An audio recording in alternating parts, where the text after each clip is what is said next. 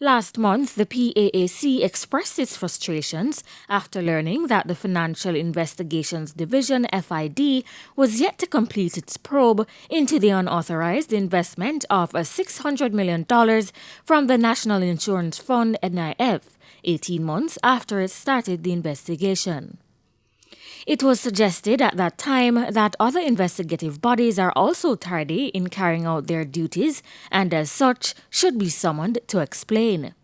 On Wednesday, Chairman of the PAAC, Dr. Wickham McNeil, said it would be a dereliction of duty if the committee did not summon them. You're not hearing anything, and I'm not certain if there are some reasons, it's a lack of resources, something, but I'd indicated that this, as far as I'm concerned, cannot continue. It gives a lack of trust.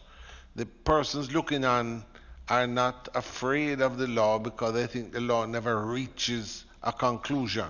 Therefore, I believe that we would be derelict in our duty if we do not invite them to the committee to indicate whether or not they're comfortable that they are performing at optimum or if there's some problem that exists. It was agreed that the committee would try to have the bodies appear before the end of this month.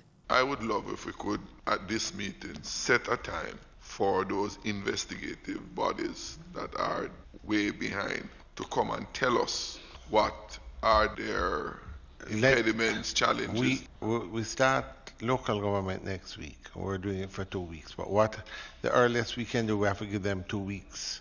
So what I would say is let's aim for the last sitting, and next week we can determine. But let us get the notices out for the last sitting of July, which would be just before we're going to the summer recess. The investigative bodies in question include the FID, Major Organized Crime and Anti-Corruption Agency (MOCA), and the Integrity Commission.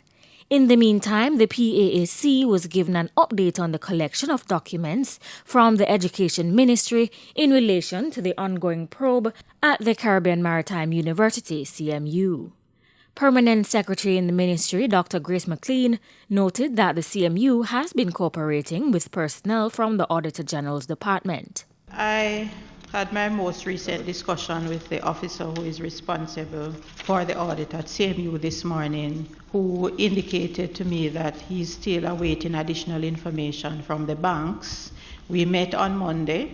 We actually spoke to different persons in the banks who expressed some challenges that they were having in terms of the system. I also saw an email that was sent from one particular bank this morning to indicate that they are currently working on the information to be submitted. The officer also sent me a list of other documents based on what was recently provided after our meeting on Monday, so that was yesterday, that he's requesting from the CMU, and I subsequently sent the information to the chairman of council for those documents to be provided, and the professor has mobilized his team and they have started to provide those documents. The CMU has been at the center of a corruption probe which led to the sacking of former Education Minister Royal Reid.